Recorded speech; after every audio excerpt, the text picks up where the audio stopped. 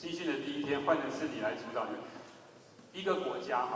有人做研究，一个现代化的民主国家的高素质的国民是怎样？就是说，人家问他，如果有一天你当美国总统，你会怎么样？讲一大堆。那以前呢，人家也跑到土耳其，就是30年前的研究，说如果有一天你当了土耳其的总统会怎么样？他问一个土耳其农夫，那个农夫拿着一个锄头，吓得把锄头一丢就跑，因为他对这件事情完全没有想象空间，他也不敢去想象。当时就是做所谓现代性，所以我的意思是说，今天你不是指挥官，可是如果你要在这里有成长，其实你每天都可以想，换成是我来做指挥官的时候，我可能会怎么做。好，那个第4题，有谁要哪一组？我希望这是一个很自在的氛围，有吗？刚才有很多，就把握时间吧，讲讲你的想法，来。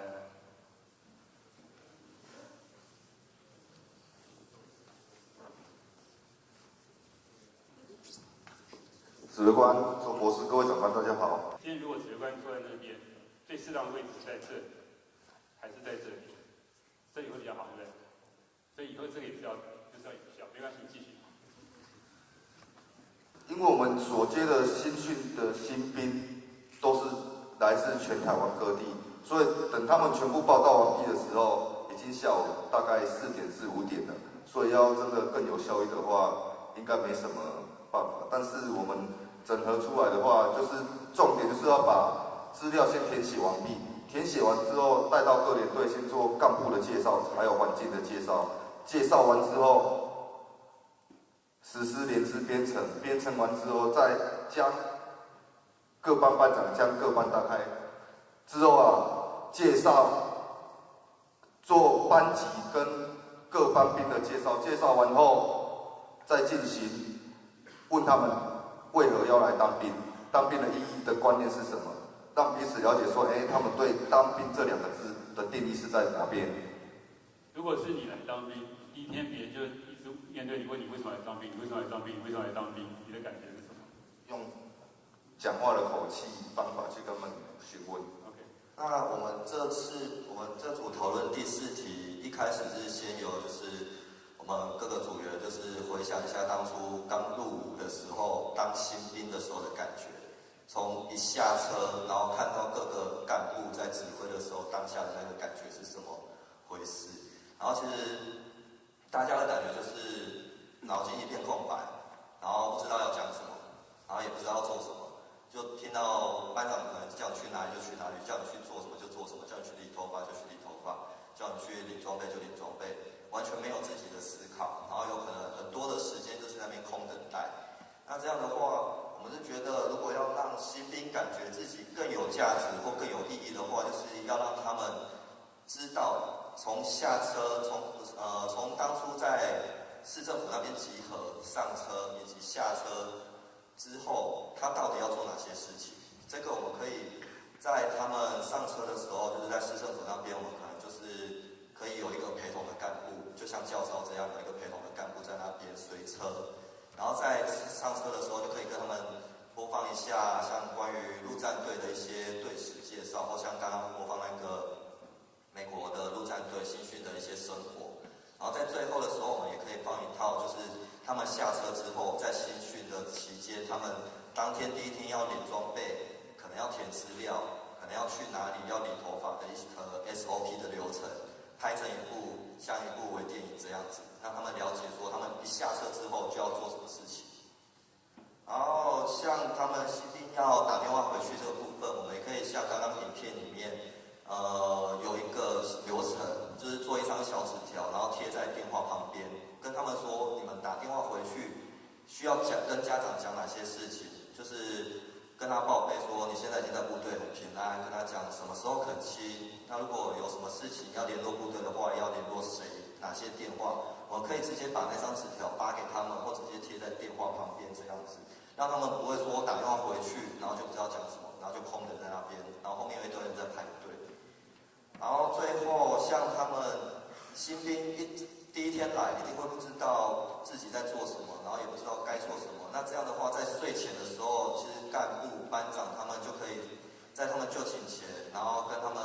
讨论一下说他们今天一整天做了什么事情，让他们去想一下，然后也可以就是跟他们讲一下明天的整个行程，让他们有时间去思考，让他们在睡前的一小段时间可以去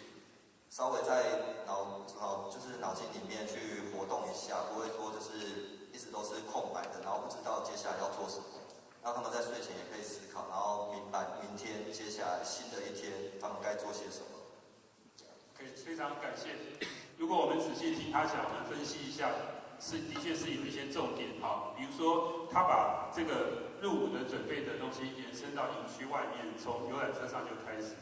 然后他在前一天睡觉的时候，还会跟人家谈，这个就有点像以色列的风格，就是说每一件事情都是让这个士兵心里有准备的。那这是不同的训练法，你可以一开始一切都是不确定，你也可以采取让他心里有准备。可是我们刚才可以听到，像这些就是很具体，他还是要拍一个微电影，这是在30年前是没有的事情。好，所以这些的确是将来募兵的时候，台湾现在流行讲配套措施，对不对？那以后我想，如果真的照他刚才说的，从游览车上就开始这些做法，应该不会有哪一个长官出来反对说这个不可行或者怎么样。我印象最深的，入伍前3天听到了不知道多少次，那句话就是：你们这些入伍生莫名其妙，你们这些入伍生莫名其妙。请问这句话对一个人的价值有什么帮助？有限，没有别的更好的话吗？当你讲这样的话的时候，这个士兵得到什么？可是另外一个，他们两个是级别差不多，另外一个一来这边说。我原来是一队连的排长，我本来要去中正纪念堂站那个带领兵的，但是我被找来这边带领这批的阅官，然后他接下来就比了几个动作，我们跟着他做一些基本教练的时候的价值就不一样。我还记得那一天后来出公差，那个坐一个卡车要去司令部的后面的油库的时候，大家经过一队连，就因为早上的那个纪念堂这边偷看那些一队人的样子，就是一个开始，就是不一样。好，来，现在进入到第5个题目。刚刚在周博士说到2000块有什么功能的时候，我就想到说，就是等一下我们周博士在演讲完毕之后会把2000块捐出来当这个奖励金，所以我一开始就想到说，我就是把我们刚刚讨论每组出来讨论的人讲的最好的或是最有创意的当奖金发给他们当奖励金，这是可以鼓舞士气非常好的一个方式。另外一种的话，那其他没拿到的人不是没有被鼓舞吗？没有，那个组别，因为那个组别会说到鼓掌，大家会鼓掌，对，但是对那个组跟对我们这些同仁一种鼓励跟激励他们大家勇于发言的一种方式。另外一个是，如果另外这2000块最大的效果，我觉得是补充我们营区内所有男女厕所里面的厕所，那我们每个人在上厕所都需要，这是黄石南丰县的，或是这是我们指挥官捐献的，还是周博士捐献2000块补充所有的卫生纸。那我觉得，这是一个另类的想法。好，这个很有趣，因为为什么？因为我们现在想法都局限到军中里面的思维，所以很多想法都固化了。对，但我觉得我们现在最需要就是，像说我们去上厕所，每次看到厕所里面卫生纸没有，都要自己带，就很麻烦。如果是我们营区有提供的话，就很方便。那今天如果是说我今天是表现最优的连队，这个礼拜是我布一点我的优胜的奖金，我贡献这个营区所有卫生纸，我布一点提供的。大家是用这个厕所卫生纸这是布一点提供，我会感谢他这一点表现好。另外一种处分方式是说，这个表现最差布3点，表现最差，举例啦，表现最差，所以他们今天惩罚出这奖励金都不准用卫生纸吗？不会，没有，他们要出卫生纸，他们付这样子。对，这是另外一种处分的方式，这是一种奖励跟处分都是一种可以激励士气的一个方法，就是跟我们指挥官这颁的4大评比一样，红旗跟黑旗的有同样的效果。OK， 那因为我是想到说这2000块可能是等下博士可能要捐献出来，用不这样子，非常好，没问题。那个他讲卫生纸，我以为你是说卫生纸让每一次拿起来插上台一个指挥官关心你的。还有没有别的？第5题，因为刚才举手的人蛮多的，还有吗？再一位好不好？再一位我们就第5题，或者是你现在想到你愿意讲在这边。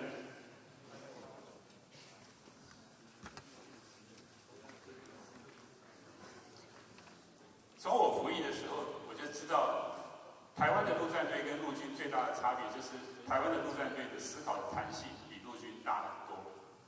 好，我希望仍然是现在这样的传统。以前陆战队的师长做一个卫哨兵守则，讲话的口气都很大。陆军那几个师长给我拿去用怎么样怎么样？为什么有这样的口气？因为我们真的是头脑是很灵活，我们是可以团结，我们是可以找更好的想法。指挥官、周教授，大家好。我们刚才在讨论第5题之前，我们是个人都先讨论出一个自己的答案，然后在我们士官长的引导下，我们发现一件事情，就是我们会被那2000块局限住了。那个2000块的数字并不能带来最大的效益，所以我们在最后讨论出来的时候是，我们要把这2000块当做一个种子，当做一个开端，然后可能跟各级长官说，我现在有2000块，我想要办一个活动，长官你可以捐助多少？对，然后在最后的时候，我们募集到这些钱之后，我们要做一个合理，然后有规划的一些准备，然后一些章程，我们要来举办一个，就是因为我在他的题目是在本营区办一个活动，那我们的营区是一个新训单位，所以我们还是着重于在教育这个方面，所以我们在各个班长之间，我们想要举办一个试讲试教的竞赛，或者是射击训练竞赛，然后以提升大家精进自己本职学的东西，然后再来就是在以新兵的角度来看的话，每个班长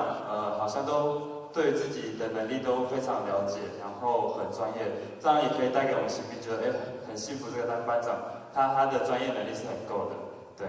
谢谢。好，很棒。那个他刚才提到的前面是说2000块可以拿去钱滚钱，这个其实是现在社会企业的观念，就是他看到2000块不是2000块，而是可以带动更多钱的2000块。另外一个市交，其实在民国66年前后，台湾的陆战队就已经用那样的方式，也曾经就立刻打赏奖励的方式，所以这是很棒的做法，就是互相精进。还有没有别的？从临兵去了解这个新兵，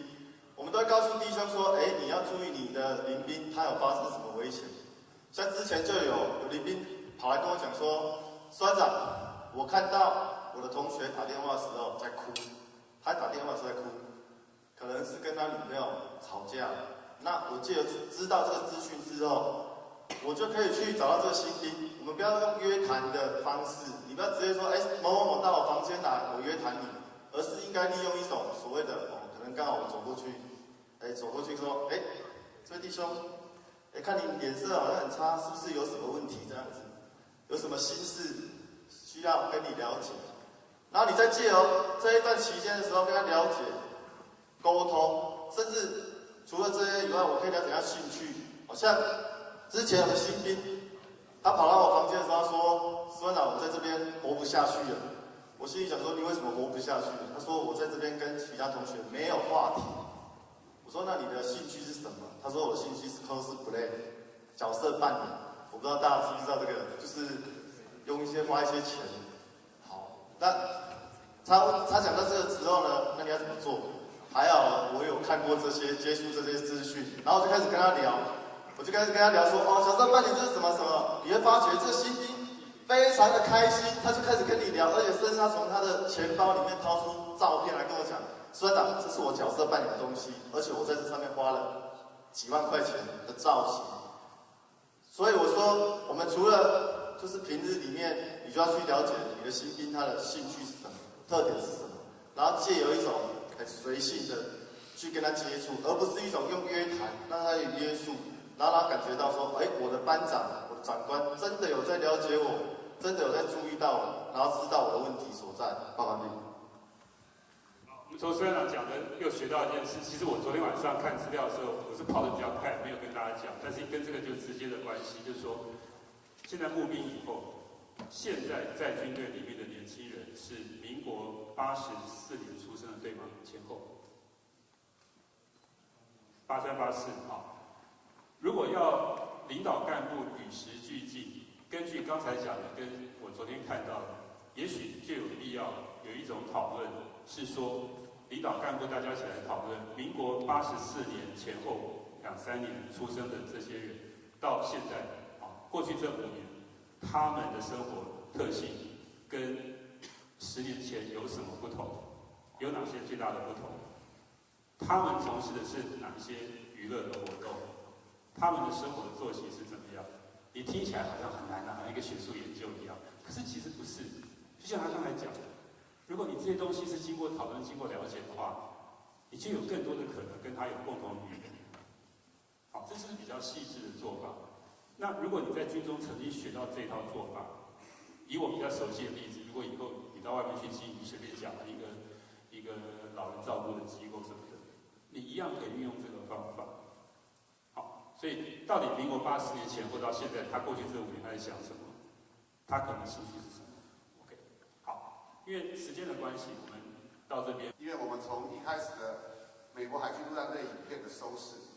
在讲以色列的一些情境，再进入到后面这个